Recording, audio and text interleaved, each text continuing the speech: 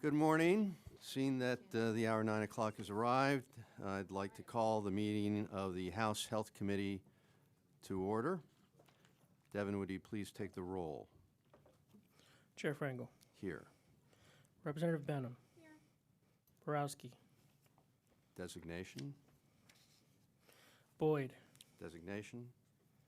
Hanbidge. Here. Howard. Designation? Khan. Designation? Kozarowski. Designation? Krajewski. Designation? Mays. Designation? Frillotten. Here. Sanchez. Here. Schusterman. Designation? Venkat. Designation? Chair Rapp. Here. Representative Bonner. Borowitz. Designation. Brown. Here. Day. Designation. Krupa. Designation. Roy. Here. Rossi. Present. Stair. Designation. Twardzik.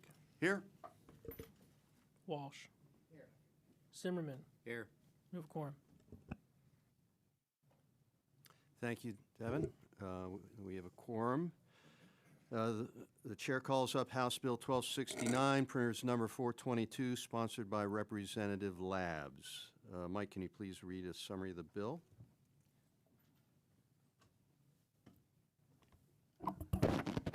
Thank you. Thank you, Mr. Chair. House Bill 1269, introduced by Representative Labs, will codify the existing Brain Injury Advisory Board under the Department of Health. As the bill is currently constructed prior to any proposed amendments, the board will consist of 25 voting members from various groups, including family members of brain injury survivors, individuals living with brain injury, statewide associations, and community-based organizations. One addition in this bill is that veterans who have been diagnosed with brain injury will be voting members. State agencies will comprise the non-voting ad hoc members of the board. The Department of Military and Veterans Affairs will be added to the board under this bill. The board will have many of the same functions it does now, including issuing an annual report regarding brain injury data and information regarding funding opportunities and required state matching funds needed to apply for and obtain non-state funded grants. House Bill 1269 is supported by the Department of Health with amendments, the Department of Military and Veterans Affairs, Penn State Health, and the Pennsylvania War Veterans Council. Thank you, Mr. Chairman. Thank you, Mike. The question is, will the committee report House Bill 1269? I'm offering amendment A00488. This amendment makes technical changes at the request of the Adjutant General, changes nomenclature, and reduces the members of the board to 21. Will the committee agree to the amendment on that question? Chair Rapp. Thank you, Chairman Frankel. It's my understanding that this is an agreed-to amendment. Thank you very much, Chair Rapp. Any other comments on the amendment? Seeing none, is there any opposition to this amendment A00488? Seeing none, the amendment is agreed to. On that, Representative Labs is not here, I see. Are there any other comments on the bill from members? Chair Rapp? No. All right. I just wanted to say, Mr. Chairman, that I commend the prime sponsor, Representative Labs, for this bill. And while the current advisory board provides a valuable service to the Commonwealth, there's no statutory framework governing how it functions. And more importantly, I believe we would all agree that we need to ensure veteran representation, given what veterans with brain injuries have experienced and continue to experience. And I will be supporting moving this bill out of committee, and I would encourage my members to support moving this bill out as well. Thank you, Chair Rapp. I want to thank Representative Labs for her commitment to the health of veterans and those suffering from traumatic brain injury, and I'd ask for a yes vote. The question recurs, will we report the bill as amended? Are there any negative votes on House Bill 1269 as amended? Seeing none, the bill will be reported as amended. Thank you very much, members. Next up is House Bill 681. Chair calls this bill up. Ordinance number 9695. House Bill 681 is sponsored by Representative Otten. Erica, will you please read a summary of the bill? House Bill 681 removes the removes the reporting of body mass index, the taking of height and weight by both nurses and teachers, and requires that height and weight be taken by either nurses or by other qualified practitioners. And it additionally adds the Department of Human Services to the board that does the children's wellness, the children's, I'm forgetting the name of I apologize. The Coordinating Council for the Child's Wellness Plan, and adds information about SNAP to that report. The question is, will the committee report the bill? We have two amendments to House Bill 681 that are substantially similar. Representative Friel-Otten offers Amendment A000503. Erica, can you please explain the amendment? The amendment ensures that the Department of Health can still use the BMI data to apply for grants for schools, and allows parents to receive the body mass index data if they request it in writing. Okay, will the committee agree to the amendment on that question? We recognize Representative Friel-Otten. Thank you, Chairman. This issue, this is just the amendment. Okay, I have no comments on the amendment. Okay. Chair Rapp, any comments on the amendment? I will be supporting the amendment, Mr. Chair, but I do have a member who is not supporting. The amendment, okay. Yes, so we need a roll call. All right. We want to make sure our districts can still get funding, and I'd ask for a yes vote. Devin, will you please call the roll on the amendment? 503.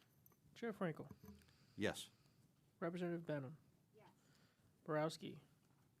Designation yes. Boyd. Designation yes. Hambidge. De- Howard.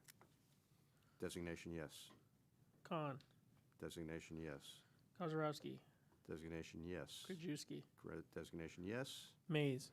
Designation yes. Friel-Otten. Yes. Sanchez. Yes. Schusterman. Designation yes. Venkat. Designation yes. Chair Rapp. Yes. Representative Bonner. Yes. Borowitz. Designation no. Brown. Yes. Day. Designation yes. Krupa. Yes. Representative Roy. Yes. Rossi. Yes. Stair. Designation yes. Twardzik. Yes. Walsh. Yes. Zimmerman. Yes.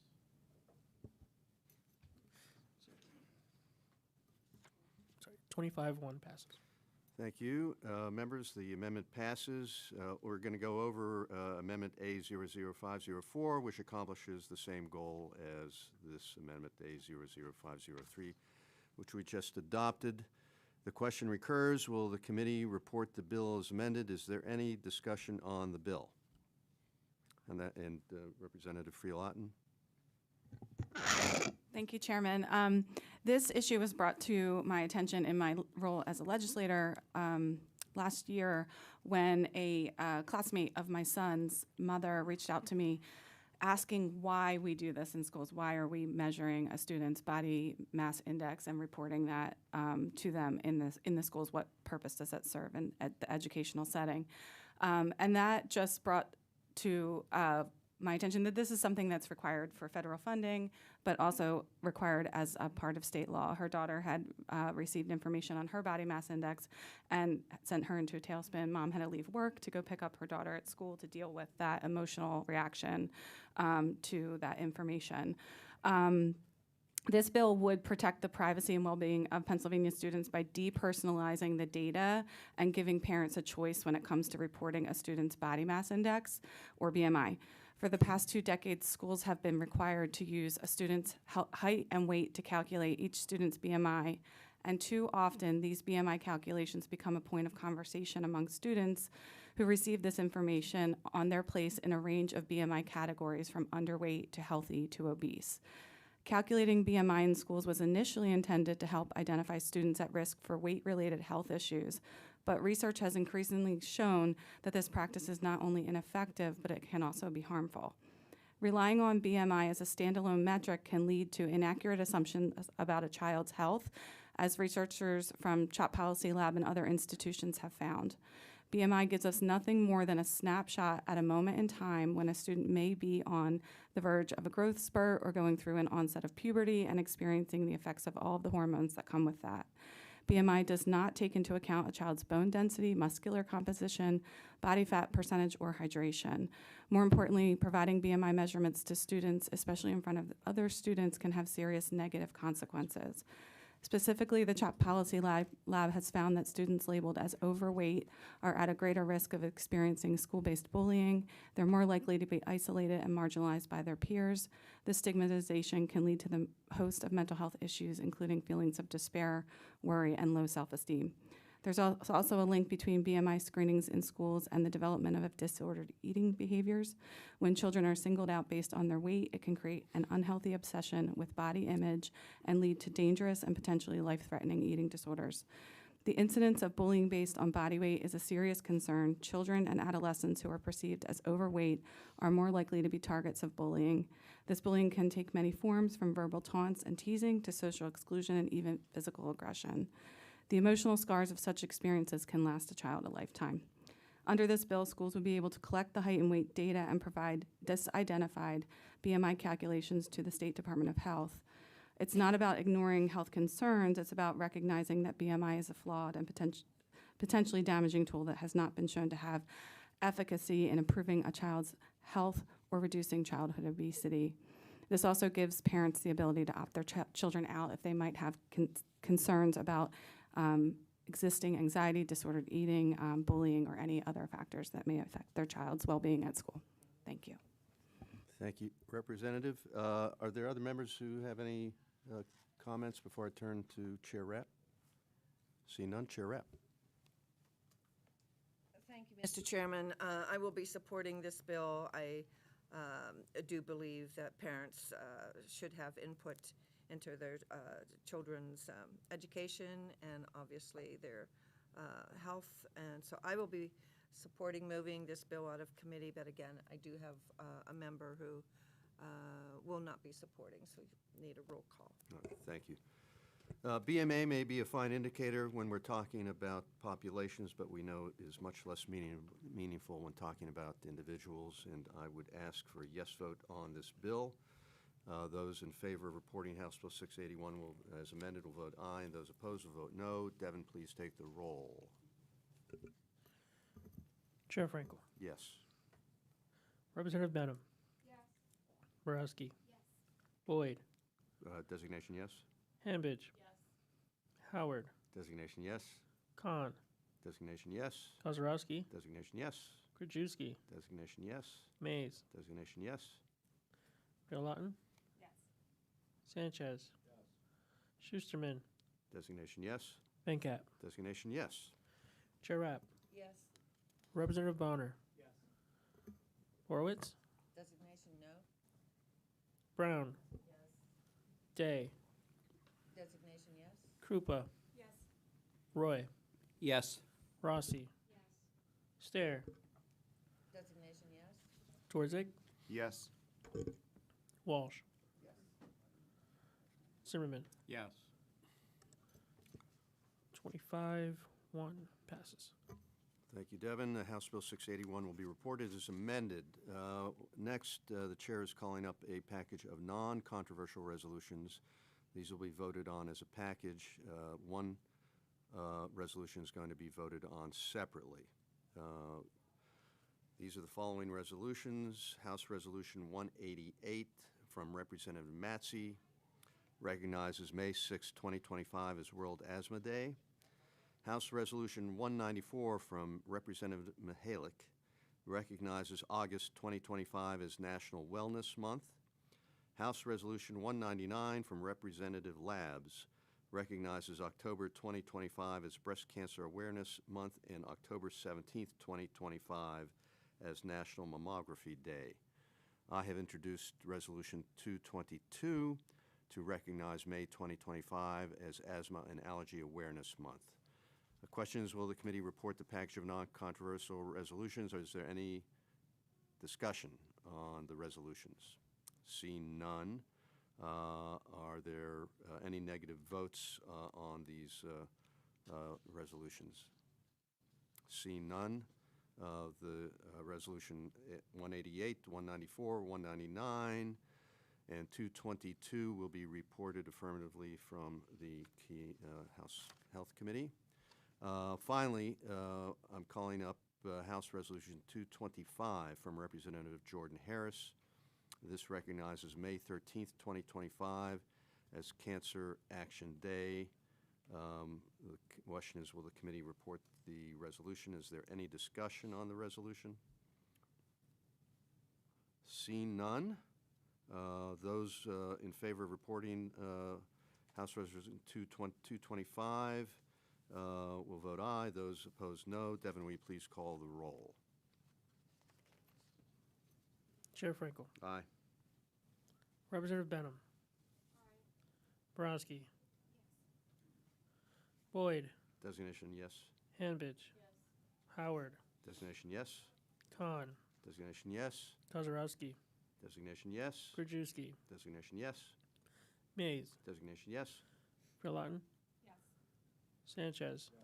Schusterman. Designation, yes. Venkat. Designation, yes. Chair Rapp. Yes. Representative Bonner. Yes. Borowitz. Designation no? Brown. Yes. Day. Designation yes? Krupa. Yes. Roy. Yes. Rossi. Yes. Stair. Designation yes? Twardzik. Yes. Walsh. Zimmerman. Yes. 25-1 passes. House Resolution 225 will be reported as committed. See no further business in front of the committee. We will adjourn, and I want to thank all the members for their participation.